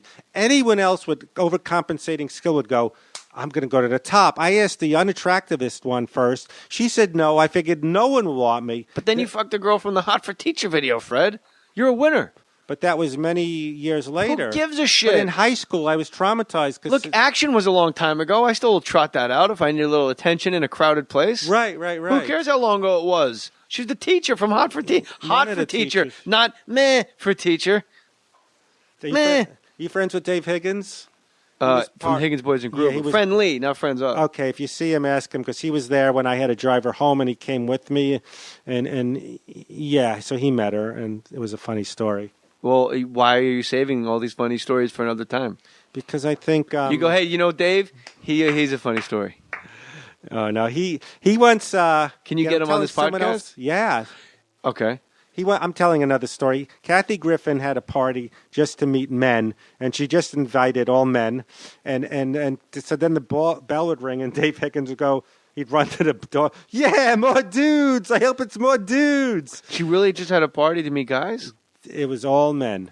Like, how did she, take him in a back room? She just was hoping. She didn't want any competition. So every time the doorbell would ring, Higgins... How long ago was this? I guess many years ago. Many months ago? Yeah. And when the bell would ring, Higgins would run, I hope it's another dude. Yeah. What do you think your shot is right now, you and Kathy Griffin? Do you have a better shot with Kathy Griffin or with Brooke Shields? Please. No. You got to pick one. Call your shot. Who I want or who I think I can who do you have a better shot at having sex with? Oh, there's a 0-0 with Brooke Shields. Play a game with me. She's married to this hunky... They're both married. ...millionaire. Who's Kathy Griffin married to? Oh, some guy. No, I'd say I have a better shot at Kathy Griffin than... I think I have no shot... Who's your dream woman? Who? Your dream woman. Quirky, nurturing. Not Susie Kurtz. She was mean to me. But I Who? Do you know who she is? Susie Kurtz? Do you know her? Is that who you said? Yeah. You said Susie Kurtz, and somehow I took out Swoozie Kurtz from it. Remember I used to like the fiery redheads with curly hair? Yes. She was on Suddenly Susan. I was at a Christmas party. Swoozie Kurtz was. She comes up to me. She goes, you were really funny on Friends. I go, thank you. I start talking. She goes, that's all I wanted to say. Then she walked away. Who's your dream woman? Sweet. Not characteristics. We want names, Fred. Well, I used to think... Hopefully someone on Twitter. I used to... man, I'm stuck now. You know who I love? You know who I have such a crush on? Herbie. I only have crushes on people who, if I think there's any realm in the world, like your wife... Oh, I shouldn't say this. People like that. Fine. Are not hot because I think there's no way in the world. I could never look at Playboy because I think... So I only think what's in my realm. That's why I think Sarah Silverman, she's gorgeous, but men like her because she seems like attainable, even though she's not. She makes you think like Aisha Tyler is gorgeous, but it's almost model gorgeous. So to me, that's not sexy. Who's your dream woman, Fred? I got a crush on the woman on Portlandia. What the fuck does that mean? But she wouldn't want me because she seems like she has flaws and is very What's her cute. name? Look it up real quick. She's a less attractive... I'm tweeting her right now. Janine Garofalo. You mean celebrity crushes? No, the woman from Portlandia. Who is it? Carolyn Bornstein or something. Jesus, Fred. But Did you pick a more arduous name to look up on Twitter? But she's Is that she's really hot her in name? a Hold way. on. Is that really her name? I think so. She's hot, but not in that. Caroline Bornstein. Caroline. She was getting me mad because she's Fred. she's funny. We're trying to help you here. Okay. Caroline, Caroline. Caroline Bornstein. I forgot. Jesus Christ, Fred Stoller. If you didn't have such a great goddamn book and you weren't such a great comic and a funny friend, I'd put you right under the arches. Portlandia. I don't have crushes anymore. I'm too old. Listen, I'm not asking if you a crush. There's a woman. No, we got. That's not her. That's not her. Who is that, Matty boy? Carrie Brownstein? I don't. You should. What do you mean you don't know? Enough of this shit, Fred. That is not her. That is her. No. Look here, please. Now, is that her? Yes. Carrie Brownstein. You said Caroline Bornstein. Carrie Brownstein on Twitter. Is she on Twitter? Because we're going to hook it up. Don't embarrass me. I don't. No, I'm not. She's a cool Portland rock chick. Let me ask She's you not gonna this. be with a Let me ask you Nebuchadnezzar this. Jew. I'm going to ask you a serious question. Oh, you want to hear Andy Kindler's summary Wait. of my book? I don't really care what Andy Kindler has to say. Chapter 1, I'm nervous. Chapter 2, what if they don't like me? That was funny. Do you really think I would embarrass you on any circumstances whatsoever? No, I don't. Carrie Brownstein. No, she's a rock guy with Fred Armisen. She's a rock guy? Rock chick. I'm trying to put this together, damn it, Fred. No, there's no celebrity. Fred, I read it. let me Deepak tweet. Chopra. I'm doing more stories. No. Oh. Listen, can I Okay. please finish my sentence? I want to tweet. I'm recording more stories with my friend Okay. Fred Stoller right now, who just said his dream woman is Carrie Brownstein. Okay. Is that fair enough? That's fair. All right. Now you're thinking I'm going to embarrass you. It's a whole thing. We usually do an hour. We're in bonus content right now. To make up for the fact that we're the last. All right, Fred. If you're going to do Colin, at least do it the right way. I can't do anything. Why is it Carrie_Rachel? That's what I don't understand. What kind of Twitter name is that? Carrie Brownstein. I like. That's not a real name. Her real name is Carrie Sipowicz. There was a woman who's a rock. But this is her. This is her, right? Yeah. Portlandia. You know what? And wait, Fred, your Twitter name is Fred Stoller. Fred_Stoller. All right. Recording. All right. This is Riveting Radio. You know who else I have a crush on? I met Mary Kay Place from Mary Hartman. But do you know who she is? Yeah. She's not on Twitter anymore or anything. She seems a little older than you. Yeah, but I like that if I think they're attainable. If I want a woman who's thrilled to be with me. Thrilled. Who's your last girlfriend? Crazy people. All of them at once? You remember Bruce Smirnoff, our good buddy? Yeah. I based my Seinfeld episode on him. Really? He gave me an Armani suit. He goes, I outgrew it. I'm muscular. You give me a meal, we're even. We went to Jerry's Deli. He had soup and a soda. He goes, I'm going to save the meal for another time. And it was $20. So that was the episode, What Counts as a Meal. Do you remember that episode? I do. Yeah, it was Smirnoff who did that. He has one of the best jokes of all time. He goes, every woman I meet is crazy. It's like a Jack in the Box. That's when I meet them. That's when I meet him. He goes, I moved to L.A. because it's artsy fartsy. I got an apartment on Vermont. I sit at Pollo Loco and I eat. They arrest people on the street. Dinner and a show. Your book, it was great, and I recommend everybody to go to Amazon.com and buy it. And in June 20th, you're going to be at Nerd Melt. Yes. That's like the hot place now. Yeah, I'm going to do a show called Fred Stoller and the Guest Stars of Comedy where I'll tell these stories, and there'll be all other character actors like me telling behind the scenes. Larry Hankin, I'm trying to get Steve Agee, guys that, are the perennial guest guys like me. And June 20th is a Thursday. Well, that's great. That's great. I'm fired up about it because I like Nerd Melt too. I like it up there. Oh, you been there? I have not, but I just like the whole vibe of it. Justin Willman, the magician, was on this show, and he does a show up there. And it's just Nerdist is kicking ass. So I'm fired up about it. I'm excited about it. I want to do this.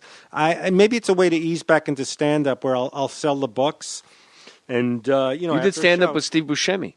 Yes, I did. We started. Tell together. everybody what his closing act was. He used to take his shirt off and make muscles.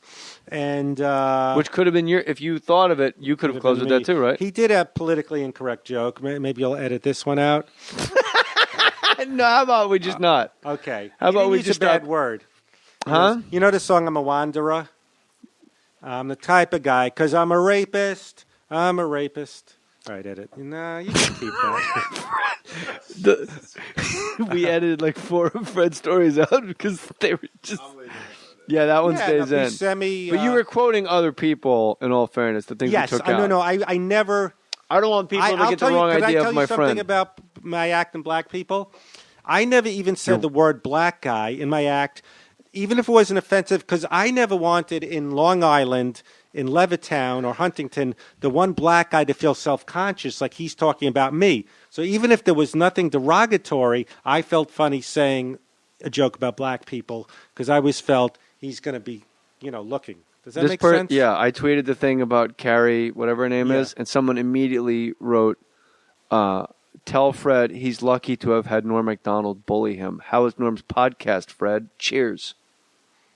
I'm like you. I don't read comments anymore. What happened? No, I read comments all the time. What happened over there that this person's like... People did that Fred versus with me. Why are people talk... What happened on Norm's podcast? Anything weird? No, I thought everything was good. All right. No response from Carrie Rochelle yet. We're doing this in real... Please. I don't want... She's not gonna. She's a cool rock chick in Portland. Look, one more. I'm going to tweet Carrie Rochelle. Seriously, that's not Fred her name. Stoller... No, but that's her Twitter name. Oh. Fred Stoller, fuck Kathy Griffin. What makes you so great? Oh, no. I just hit send. No.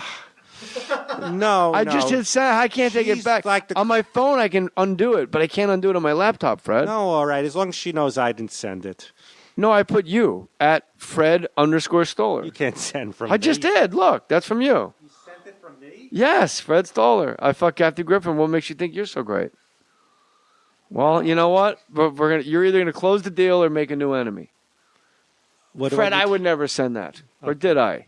Fred Stoller, the book is Maybe We'll Have You Back. Fred, I will always have you back on this podcast. Thank you, and You have lady glasses on.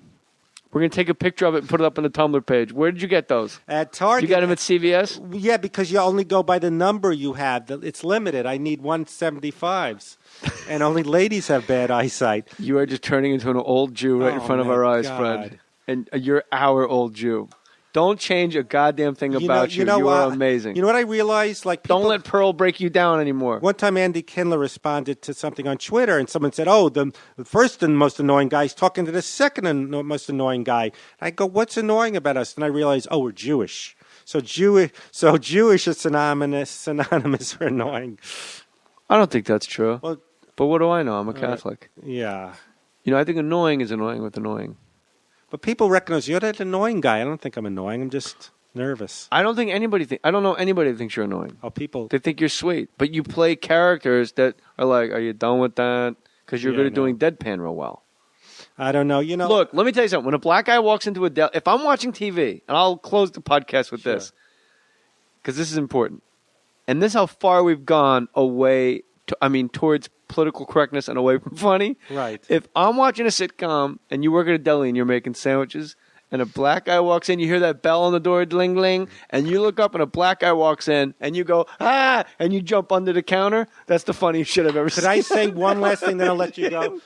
Hold on. You wouldn't laugh your dick off if a black guy walked in? I gotta find that tape. 9 o'clock. Yes, please. I have that tape somewhere. Again, send it to Matt. You guys will exchange info. We'll put it up on the Tumblr page at JMoore37. Political correctness. In some ways, we're more politically correct where, you don't say things like, hey, Oriental or something. But in some ways, it used to be more politically correct because they'd always have mixed racial gangs in Death Wish. Now, at least on TV, it's, all Asian or Latino gangs. They used to have, remember, like Welcome Back, Kotter? Nick DiPaolo said that great bit. He goes, what's with every sitcom? It's like, it's like, I'm doing Colin for Nick DiPaolo. He goes, what's with every sitcom? It's like 8 black guys and like their one white friend. That's realistic. What you don't see is the white guy after he goes to sleep, he wakes up behind the house with a brick in the back of his head.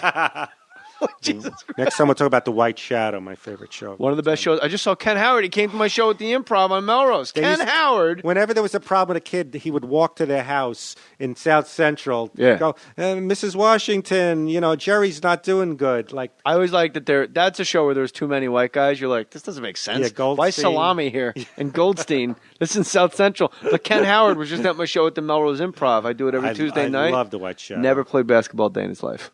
Isn't that great? Really? Yeah, it was like, it really bummed me out to hear that. I love that show. He was a sensitive, caring guy. That show should be redone. I bet they do it. Ice Cube and You be Chris Salami, Rock. and I'll be Ken Howard. A 50-year-old high school You just keep guy. getting held back. All right, Fred Wolf. Thank you, Fred Stoller. Fred Wolf again. It's better than Geechee Guy. I get that a lot. I get that. I love their hand grenade joke. You know who Geechee Guy is? Yeah, but what's the hand grenade joke? He used to go, my jokes are like hand grenades. You toss them. It takes a minute. Where is he now? He lives in Vegas. And he opens for someone. He's got something nice going. Your first paid gig, Jade Fountain Chinese Paramus, Restaurant. New Jersey. And they actually serve poo-poo platters during the show? Mm-hmm. You were on The King of Queens. Yes. Everybody loves Raymond. This is great. Here's a picture of you and David. You were on Friends. You were on Dumb and Dumber. You have your own movie, Fred and Vinny. My Name is Earl. But most importantly, you hung out with Selena Gomez. Sweet lady. Yeah? Oh, Did you ever meet the Biebs? She was texting, and you see Justin pop up, and I wanted to look over, and she's complaining to a friend, and a friend is going, don't read into men, and just knowing that, and I'm like the invisible, like maid, with the bellman hat, they're talking in front of, like, Justin, and I just love when a text would come in, and you see Justin, and she goes, and her friend's going, don't answer him back, don't, make him wait, so it was really... Never say never. Whenever he broke up with her, all of a sudden, I'm going to say 4 months before she's as big as a house. I think she eats herself right out of town. Nah, she's... The Biebs, you can't cut ties with the Biebs. Justin Bieber breaks your heart. That's different than a regular heart. You'll get written out. She goes, if you don't get coached, you'll lose everything I taught you. So there was one episode where all I had to do was high five, and she said, do it again. All right, that's no. Let's do the high five. So I had an out of body experience where I knew it wasn't right. I knew, but you just instilled with fear, like in anything. And what's a note she would give you about your improper high five? What did she say acting wise? We just did it over and over. I like the elbow straighter, and then just kind of and jump up. And I don't remember. And none of this is a joke. This really happened. Yes, I'm so pathetically. So, You're LA, just gullible at the time and desperate. Like you said, there's a desperation. in LA, there are so many jobs that are built on fears. Acting coaches, some managers, I love yours, but a lot of them, they're babysitters. Oh, no, you got that because of me. You know what I'm saying? So, feng shui people, it's just people want, something, and it's just, I'm doing something wrong. Buy this book. You know what I mean? And acting coaches for me, like she instilled in me that, like one time I had a date, we were playing bingo. And then I had like a last minute audition. I remember I'm old when you beeped in. And I, oh my God. So, but how do I do an audition without getting coached? And I begged, and everyone looked at me. I was like a wild man. I left my bingo cards and the date alone and ran out to get a coaching session in. Like, this guy's giving up his bingo cards? So. Are you dating the elderly? Well, no, that was my idea. And to play bingo. Fred, why can't everyone be like you on a podcast? You just sit down and you just bring it. Oh. So many people sit exactly where you're sitting, and it's like Really? a job interview. They just go, uh-huh. Oh, really? Like I saw you on Artie Lang's radio show. You and I have been texting back and forth for well over a month. Trying to get back on. And it's been my own... I've been very lazy about it, and I'm like, yeah, Fred, yeah. And then I saw you on Artie Lang's show, on his radio show that's also on TV, and I was like, oh, my God, Fred. Yeah, he's got to come back immediately. Like, you were so funny.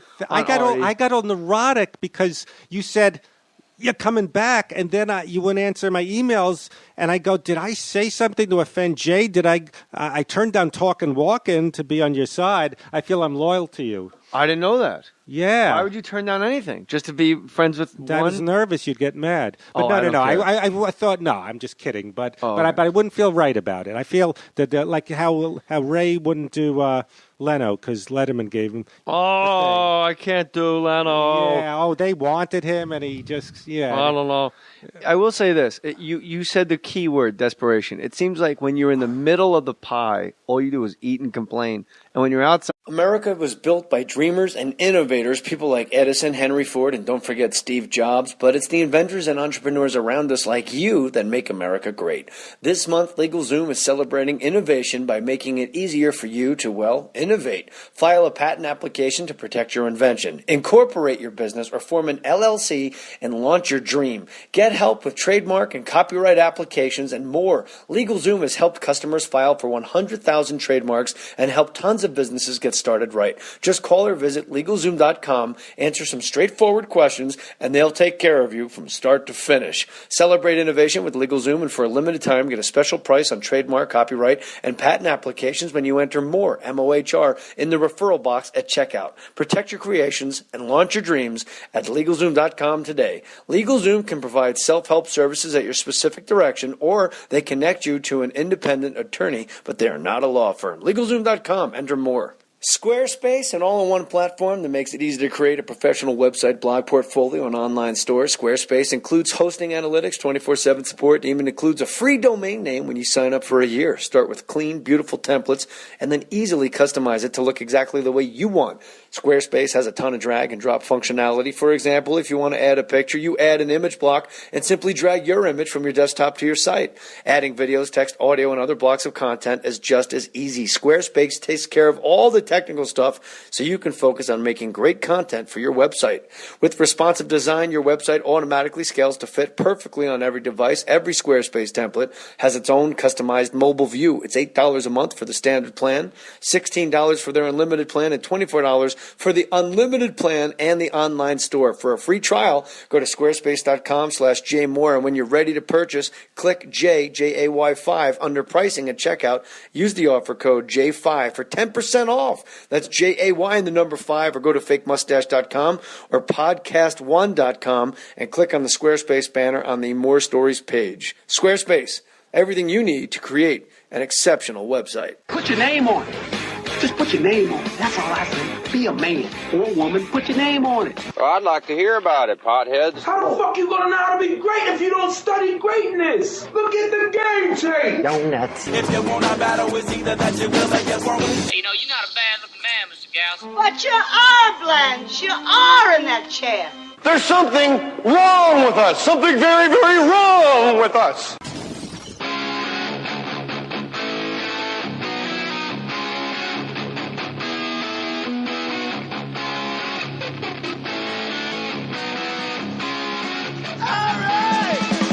Side of the pie, you just nibble and it's desperate. You're just like a starving rat nibbling on the outside. But the more you get fed, the more you complain. Oh my God! But when you're on the outside looking in, you have the most to complain about. But it's more maybe because there's so much ambition in your soul, and you want so much what's inside. You're willing to do whatever we're it all takes. saying, "What am I doing wrong? What should I do? What but does see it what you're take?" saying. What am I doing Exactly. wrong? When you're on the inside, when you're in the middle of the pie, eating in 360-degree increments, you're like, "What's everyone else's problem? I'm so great. Why aren't I working more? No. Why am I fat?" The best job I had. One time I was a regular on Handy Manny animation, and I was all with these animation millionaires. They go from one Handy Manny to another, and I felt so out of place. They're talking about their summer houses, their bathrooms for $40,000. Go from one Handy Manny to another. Yeah, you sound like a Jewish mom. One to another. Oh, these NBA players and their Asian girlfriends. They make a sound. They go to another. But are they happy? But all right, so they have the easiest job in the world. You don't shave or shower. Maybe I don't know. You come in, you read. Oh, Manny, I'm scared. Again, they're in. I wasn't in. And what's the one thing these millionaires who have complained about? They had one thing they complained about in animation. I don't know. Oh, movies are done by Hollywood stars. We're great. That was the one thing that they complained. What do you need? Brad Pitt. We're better. Because we're the real actors. You don't even see our bodies. Right. But I will say one thing. Yes, sir. They complain in animation about like I said, like, oh, these are just actors. Yeah, they don't care if it's James Gandolfini. But some of these guys, they're not distinctive. They're great and talented, could do 7,000 things. But sometimes you need a Joe Pesci because he's who he is, a distinctive thing. They're not their own persona. Let's not forget that you and I was more starstruck that you were the tree on Oswald the Octopus. Oh, wow. I remember bumping you to the Grove. And you, what was the tree's name? Steve the Tree. Steve the Tree. And you, Weenie and I, best friends forever. I watched more episodes of Oswald. The Parade? The Octopus, yeah. Every episode. Oh, and, my friend said, hey, he sent you something, Dan Yacarino. Dan Yacarino, because of Fred Stoller, sent me an original copy of the book, Oswald the Octopus, on the inside, wrote to my son Meredith, all the love, a nice thing, and he signed it. And I got to tell you, that was one of the coolest gifts I've ever received in my life. Because when you're sitting with your baby, watching these things, and it's not like a shoot 'em up, like well, that's why it didn't come back, because it's not in your face. It was very sweet. Like we're just. Well, it was funny because I didn't know Jay Mohr, and I bumped into him at the Grove. He goes, "It's a wonderful show." You don't think Jay Mohr is saying the words "wonderful"? You think, hey, that's the old Jay Mohr that used to have sex with the stool on stage every night. You know when the first time I met you? No. This is a funny story. Let's not laugh. Maybe we'll judge for that, Fred. All right, it's not laugh out loud, but it's humorous. It's no, whatever. I felt like at Tower Records. See, when I stopped doing stand-up, I had no social life because I couldn't go to clubs anymore. I just couldn't do it anymore. So I would do the trifecta. I listen to sample music at Tower, then go to Book Soup, then watch videos at the Tower Video, and then you were a triple threat of consuming. Of consuming. I would feel I'm interacting because I'm listening to sample music, and remember those things? Yeah. So I was getting Sinatra. I love the days. Now with iTunes, you could get anything. I fell in love with Sinatra. I was in a Korean deli in New York, and there was I have been a rover, never found a home. So I remember the old days, like Elton John's Amarina. You couldn't just, from Dog Day Afternoon, you couldn't just, what is that? You had to buy like a schmuck, or maybe I did it wrong, every Elton John till I found it. Then you fall in love with other songs. Right. And I was trying to find... Okay, so you go, dude. Oh man, I'll buy you this if you don't buy it. You were getting me to buy the Sinatra, the Rat Pack in concert. The three of them. Yes. So it was Cafe Villa Venice. It was Sinatra, Sammy, and Dean Martin. So I was in such an awkward position because I don't know. You'd go, I'll buy it for you, and I can't go. All right, Jay, give me $30. I don't know you. So I said, I got it. You were looking at the Sinatras, and I was like, if this is really what you like, this is because not many people knew about it, and they still don't. It was 16 free shows they did for Sam Giancana because he got Dean Martin out of his contract with Jerry Lewis.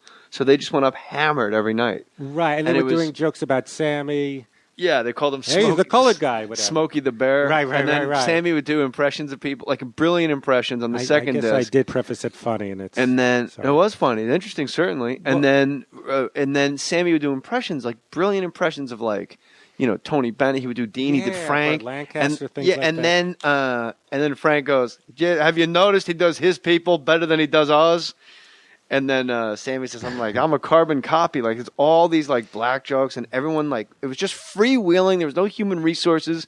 But what's great about it is it's Dean Martin comes out first. And on that CD, live at the Cafe Villa Venice, he goes, you sure are a fine little old lunch crowd. I come out first. I watch you people eat. And that other Italian and Jew come out. I know, you could But he calls them a lunch crowd. So the thing was... But think about Dean Martin opening.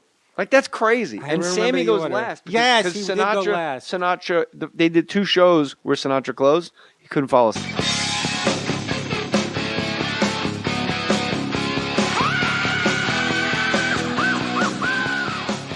The book, Maybe We'll Have You Back, is hysterical. The Life of a Perennial TV guest star, my friend Fred Stoller. Hey, thank you, Jay. Welcome back. I really, when your friend hands you a book, it's like, oh, no. Or a script. Yeah, it's a burden, I think. Oh, yeah. But you handed me the book, and when I mean, my wife too, like literally first page, you go, this is hysterical. Wow. It is. I mean, the fact, like behind the scenes about when you were a guest star on Murphy Brown, behind the scenes on Friends, the weird subculture of being an extra, and trying to curry favor with other extras and the weird dialogue that happens behind the scenes. Like, I heard they like this. I heard they like that. Oh, yeah. You really break down the auditioning process really great. Thank you. I hope to see my dream would be that extras are on the set reading it because, hey, this is what you got to know, to do the thing. But, yeah, it's maddening, the desperation.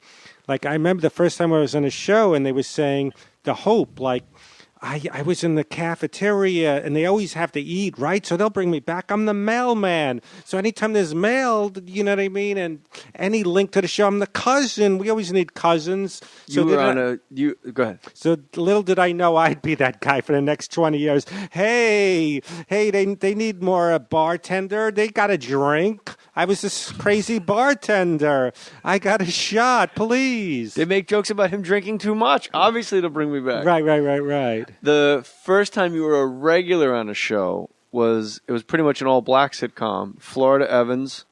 Right. What's your real name? Esther Roll. Esther Roll. Yeah. And right. No. The joke was, it was the only time I was a regular. It wasn't a black sitcom. You were on Amen. I'm getting confused. No, I did a guest spot on Amen, but I did do one with Florida Evans.